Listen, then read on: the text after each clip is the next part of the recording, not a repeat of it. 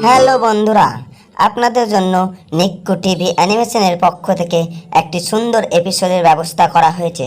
চলো গিয়ে দেখে আসা যাক। একটি গ্রামে একটি জমিদার বাবু বসবাস করতেন। তার সন্তান সন্ততি কেউ ছিল না। তার অধিক পরিমাণ সম্পত্তির জন্য তিনি খুব দুশ্চিন্তায় ছিলেন। বয়সটাও ধীরে ধীরে বেড়ে যাচ্ছে। এত বড় জমিদারির মালিকানা কাকে যে দেব কিচ্ছু ভেবে পাচ্ছি না। যাই। জমিদার বাবু প্রচুর দুশ্চিন্তায় ছিলেন। তার ধনরত্ন কেউ চুরি করে নিয়ে যাবে এই ভয়ে তার রাত দিন ঘুম আসতো না।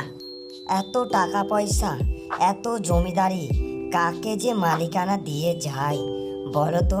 কি যে করি, না নিজে ভোগ করে শেষ করতে পারছি, না অন্য কাউকে দিতে পারছি। কিচ্ছু করা যায় না। শরীরটাও ধীরে ধীরে সাথ দিচ্ছে না। যাই, জমির দিকে ঘুরে আসি একটু। কি অবস্থা জমি জায়গার একটু দেখে আসি। একাই কি পারা যায়? জমিদার বাবু এই দুশ্চিন্তার মাঝে তিনি সকালবেলা উঠেই জমিগুলো দেখে এলেন। তিনি এক পন্থা বের করলেন এবং ভাবলেন সমস্ত ধন সম্পদ বিক্রি করে একটি সোনার বলয় কিনে নিতে হবে এবং সেটা যত্ন সহকারে রেখে দেব, সেটাই আমার কাজে দেবে।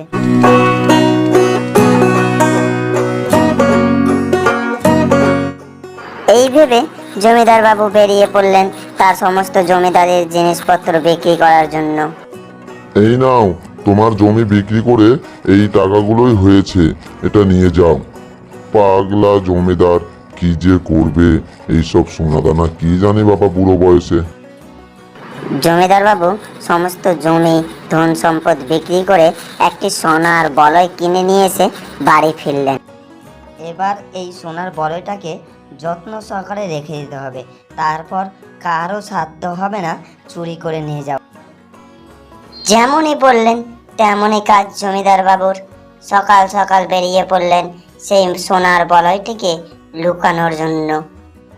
সোনার বলয়টি মাটির নিচে পুঁতে দিলেই ভালো হয়।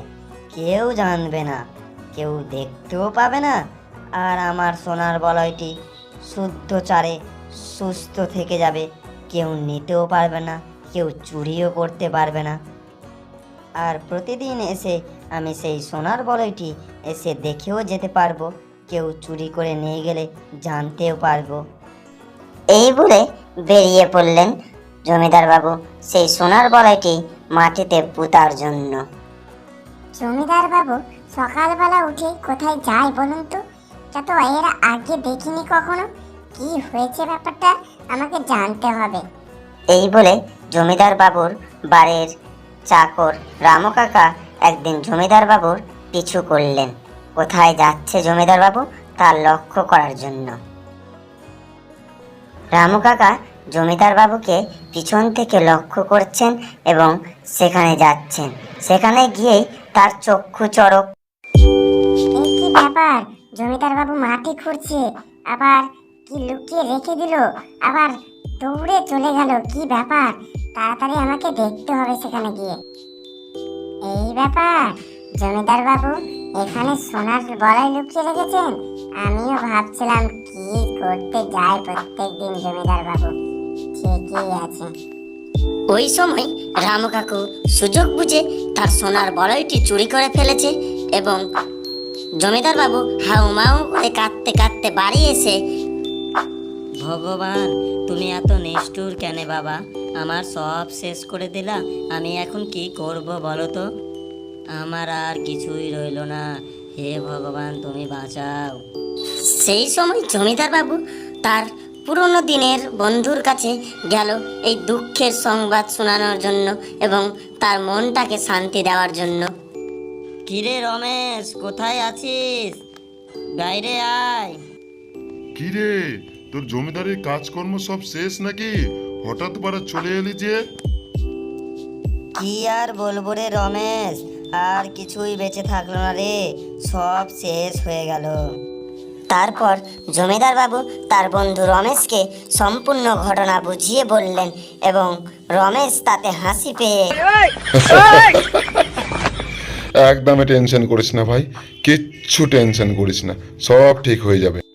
তোর এই সময় হাসি লাগছে? আমার সব কিছু শেষ হয়ে গেল আর তুই হাসছিস?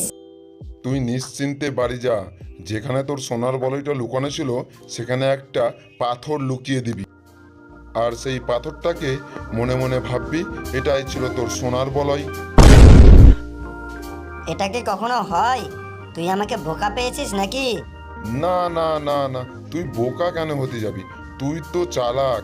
তোর সোনার বলয়টা মাটিতে গাড়া থাকতো, সেটা কোনো কাজে আসতো না তোর, তুই সেটাকে ভোগও করতে পারতিস না, একটা পাথরের মতোই কাজ করতো।